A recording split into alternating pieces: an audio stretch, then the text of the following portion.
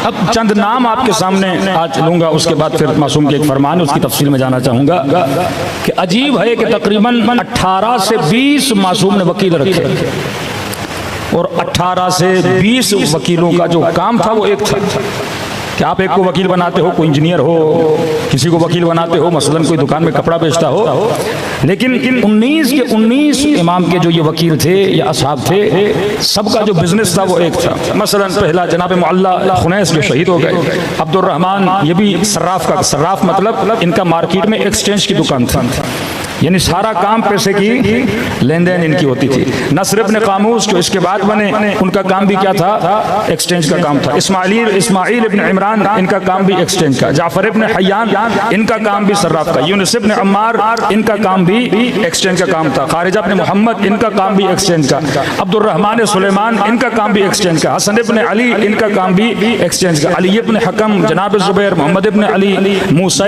ताक इनका काम भी क्या था? एक्सचेंज का। मतलब जितने पैसे आते थे इनके पास और इमाम ने उनको वकील बनाया था जो काम ही किसका करते थे?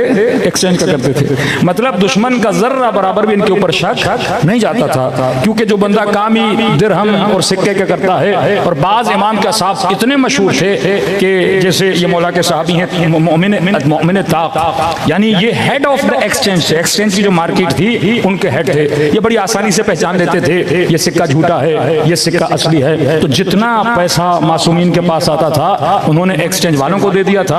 अब दुश्मन अगर अटैक भी करता तो क्या बोलते? भाई पैसा किसका है? एक्सचेंज का है। इल्जाम मासूम की तरफ नहीं जाता था और वहां से पैसे की गर्दिश होती थी और ये पूरा तशय्यो का नेटवर्क उस तरीके से चलता था। यानी उस जमाने में मासूम ने एक तरह से इस्लामिक बैंकिंग बनाई हुई थी। किसी ने 100 दिरहम दिए, किसी ने 200 दिरहम दिए, किसी ने 400 दिरहम दिए, उनको जमा करते थे। फिर इन्हीं लोगों को मासूम तिजारत की इजाजत भी देते थे कि मसलन पहले वाले ने कपड़े की दुकान खोली, उसकी आमदनी से शियों को मदद करते थे। अजीब है, कहते हैं 7वें इमाम के जमाने में, हारून का जमाना, कि हुकूमत गरीबों की मदद करती थी और वक्त के हाकिम के पास अगर कोई गरीब जाता था। अब ये वो जमाना है कि अरब कम हो गए, अजम ज्यादा हो गए। इतने इन्होंने मुल्क फतह किए कि बार्सिलोना तक इस्लाम फैल चुका, चीन के बॉर्डर तक इस्लाम फैल चुका। अरब की तादाद कम हो गई, अजम की तादाद ज्यादा हो गई। लिहाजा ये आते थे मदद के लिए तो वक्त का हाकिम इनको सब्सिडी देता था, मदद करता था। इमाम मूसा काज़िम के जमाने में हाकिम जब मदद करता था तो 15 दिरहम देता था और यही लोग 7वें इमाम के पास जाते थे तो इमाम 150 दिरहम इनकी मदद करते थे। कि आज अगर कैलकुलेट किया जाए तो तकरीबन 650 ग्राम सोना बनता है। यानी मौला ये नहीं कि उनको चवन्नियां दें मदद करें, नहीं, इतने पैसे देते थे। उस पैसे से वो अपना रोजगार भी चलाएं, अपना बिजनेस भी चलाएं। जब ये मासूम एक राज बता रहे हैं कि अगर मुआशरे में अपने तशय्यो के नेटवर्क को मजबूत करना चाहते हो तो सबसे पहले मुआशरे की गुर्बत को मिटाओ। एक इंसान के पास खाने के लिए पैसे नहीं, आप कहते हो रोजा रखो, वो अपने रात के खाने के लिए परेशान है, मैं उसे नमाज का दर्ज दूं, मैं उसे दीन का दर्ज दूं, मैं उसे हिजाब का दर्ज दूं। फरमाया दीन तब तक नहीं फैला सकते जब मुआशरे की इकोनॉमी को क्या करो? मजबूत करो। सल्लल्लाहु अलैहि मोहम्मद व आले मोहम्मद।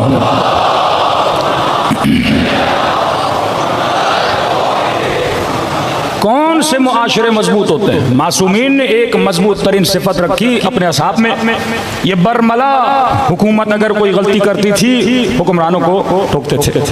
जैसे हम आज अपनी सियासत में बोलते हैं प्रेशर ग्रुप। अपने असाब के जरिए से आपके छठे इमाम ने प्रेशर ग्रुप बनाया। या हाकिम गलती करता था और जिसने कत्ल किया इमाम के सहाबी को, इतना प्रेशर था आपके छठे इमाम का कि हाकिम को उसको किसास करना पड़ा। इतना प्रेशर था आले रसूल का कि मामून को इमाम रजा को अपना वली अहद बनाना पड़ा। इस कदर उम्मत में अहले बैत अलैहिस्सलातु वस्सलाम ने अपना प्रेशर बनाया था। अब एक तरफ वो नजरिया जो कहे कि हुक्मरानों को अम्र बिल मारूफ करने की जरूरत नहीं है, एक नजरिया अहले बैत अलैहिस्सलातु वस्सलाम का आप बगैर अम्र बिल मारूफ, यानी जब तक यही पाकिस्तान है, अगर बुराई के खिलाफ आप एक प्रेशर ग्रुप नहीं बनाओगे, एक हाकिम अगर उम्मत से नहीं डरेगा कि कल मैंने फिस्क फुजूर किया, ये लोग मेरे खिलाफ उठेंगे और आवाज बुलंद करेंगे, कल इस मुल्क में मैंने बेहयाई को आम किया, ये प्रेशर ग्रुप होता है ना। हाकिम अल्लाह से डरे न डरे, क्योंकि उसने हुकूमत में रहना है तो उसको किसका खौफ होना चाहिए? कम से कम आवाम का खौफ होना चाहिए। मैं छोटी सी मिसाल दे रहा हूँ ताकि आपको इमाम हुसैन का जमाना समझ में आ जाए। मसलन अगर आज आपका शायद कल मिसाल दी कि नहीं, आज आपको पता चले कि मसलन किसी हुक्मरान ने 4 अरब रुपए चोरी किए, तो आप लोगों को ताज्जुब होगा या एक नॉर्मल न्यूज़ है आप लोगों के लिए, भाई फला हुक्मरान 4 अरब लेके भाग गया। तो शायद हमारा रिप्लाई है, जनाब ये तो छोटा चोर है, हमने तो 10 अरब भी सुने। आप सुनो कि मसलन कोयटा में बम ब्लास्ट हुआ और 40 लोग उस बम ब्लास्ट में मर गए। क्या ये शॉकिंग न्यूज है आपके लिए या एक नॉर्मल न्यूज है आपके लिए? कि मोटरवे पे मसलन किसी खातून का रेप हो गया, क्या ये शॉकिंग न्यूज है आपके लिए कि एक मुसलमान मुल्क में रेप हो जाता है? एक मुसलमान हाकिम इतना पैसा लूट के जाता है, कोई अफसर रिटायरमेंट के बाद इतने जजीरे खरीद लेता है, क्या ये आपके लिए शॉकिंग न्यूज है? नहीं, ये फासिक मुआशरे की निशानी है कि जिस मुआशरे में गुनाह आम हो जाए, मतलब मेंटली लोग एक चीज को एक्सेप्ट कर लें कि 4 अरब का चोरी होना कोई बड़ी बात नहीं, 5 अरब का चोरी होना कोई बड़ी बात नहीं। कौन सी कौमें खुददार होती हैं, कौन सी कौमें इज्जत वाली होती हैं कि मौलाना पाकिस्तानी पासपोर्ट की कैसे इज्जत होगी जब हाकिम खुददार नहीं, जब कौमें नेशनलिस्ट ना हो। एक कौम कब नेशनलिस्ट बनती है? जो अपने कल्चर को बचाती है, जो अपनी तहजीब को बचाती है, जैसे हम कहते हैं सिविलाइज्ड कौम है। लेकिन जो मेंटली वेस्टर्नाइज हों, जो मेंटली गुलाम हों, कि आपके एक्स प्राइम मिनिस्टर की एक अच्छी आदत थी, वो जहां भी जाता था अपना लिबास पहन के जाता था। ये खुददार कौमों की निशानी है कि जो अपने कल्चर को, अपने लिबास को क्या करते हैं? प्रमोट करते हैं। आप शख्सियात को, एक्टर्स को, सेलिब्रिटीज को पहचान सकते हो, अगर उनकी सोच को पहचानना चाहते हो तो मासूम फरमाते हैं इंसान अपने लिबास से पहचाना जाता है। उसका लिबास बताएगा कि ये किसको फॉलो करता है। और फरमाया कि हमारे अदब का कभी लिबास ना पहना करो, जो चीज दुश्मन की पहचान है वो तुम्हारी नहीं होनी चाहिए।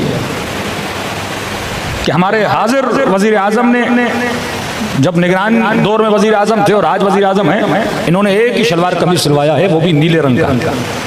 मैंने सिर्फ वही देखा है, वो भी हालत मजबूरी कभी कभी बेचारे पहन लेते हैं, वरना ज्यादातर लगाव किसके साथ है? वो उसी शलवार को। क्योंकि कौम का जो वजीर आजम होता है वो कौमों का फेस होता है।